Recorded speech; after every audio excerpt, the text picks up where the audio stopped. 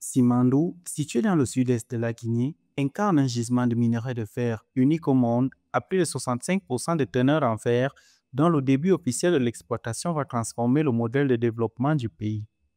Le gouvernement a construit un ambitieux plan d'exécution basé sur l'industrialisation, la logistique et la création de valeur sur un plan local à travers des infrastructures.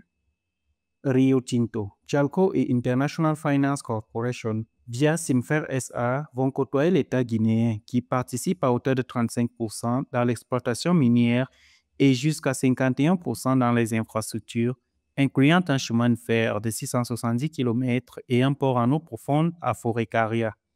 Simandou représente 4 blocs miniers capables de produire 95 millions de tonnes de fer par an et dont les perspectives sont détaillées par le président du comité d'organisation de la cérémonie d'exploitation, le ministre de l'Économie et des Finances, Mourana Souma.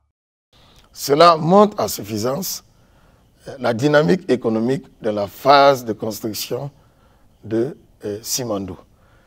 Parallèlement, l'État, sous la houlette du président, a engagé beaucoup de dépenses d'investissement.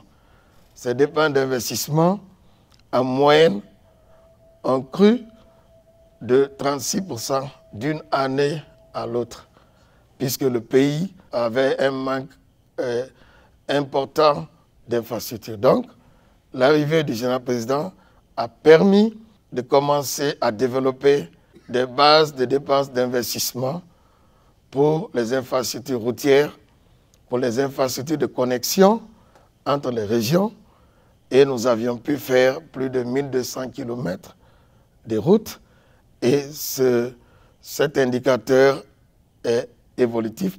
Avec un investissement global de 20 milliards de dollars, le projet intègre des infrastructures, des aciéries pour la transformation locale, des routes et zones économiques. Une approche que le ministre de l'Économie et des Finances a défendue avec acharnement auprès des partenaires techniques, avec un argument déterminant sur la dynamique exploitation et développement local.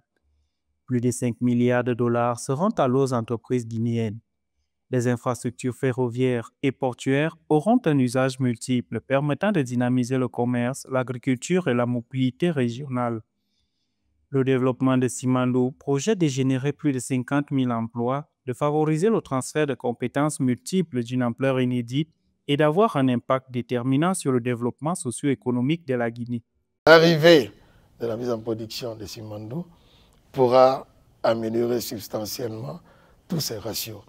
Mais le plus important de ce projet minier Simandou, il est adossé au plan de développement que le président a voulu doter notre pays, indépendamment d'un homme, d'une personne. C'est ce que nous appelons Simandou Vision 2040, qui est un outil de planification et de développement sur les 15 prochaines années, qui va permettre de transformer la Guinée en une économie émergente.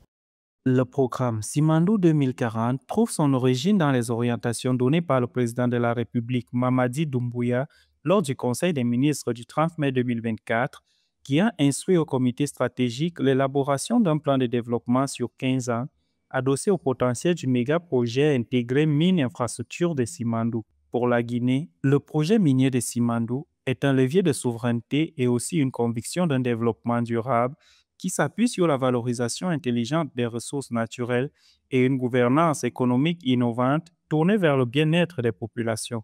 La réussite de Simandou sera un modèle de référence pour toute l'Afrique.